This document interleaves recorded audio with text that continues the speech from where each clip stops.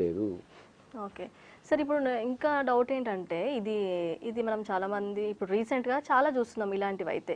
ఇప్పుడు రెండో సంతానానికి వాళ్ళ పిల్లలకు గూడా ఆస్తిలో వాటా ఉంటుందా ఏమైనా?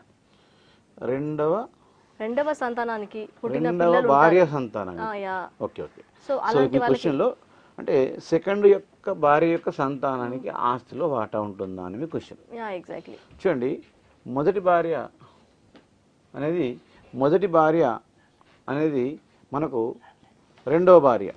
అంటే రెండవ భార్య ఎప్పుడొస్తుంది?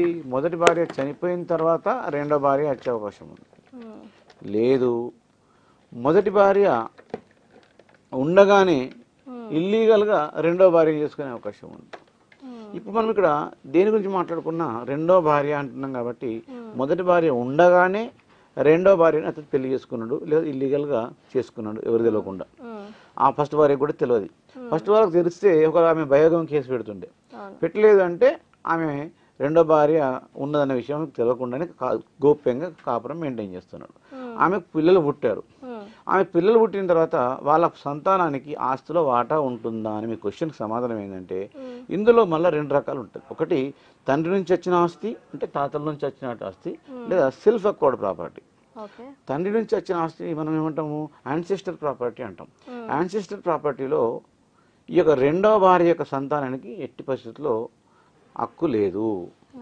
కానీ తన సొంతంగా సంపాదించిన ఆస్తిలో ఖచ్చితంగా రెండో భార్య సంతానానికి ఆస్తిలో హక్కు ఉంటుంది.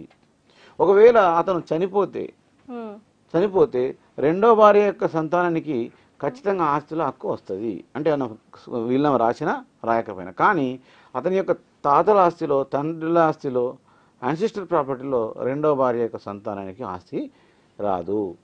గుర్తుంచుకొని మనం కేసులు వేసుకునేటప్పుడు అనవసరంగా కేసులు వేసేసుకొని డబ్బులని ఖర్చు పెట్టుకొని అయ్యో నాకు ఆస్తి రాలేదని మనం బాధపడద్దు. సో కేసు వేసేటప్పుడే చూసుకోవాలి ఏమని,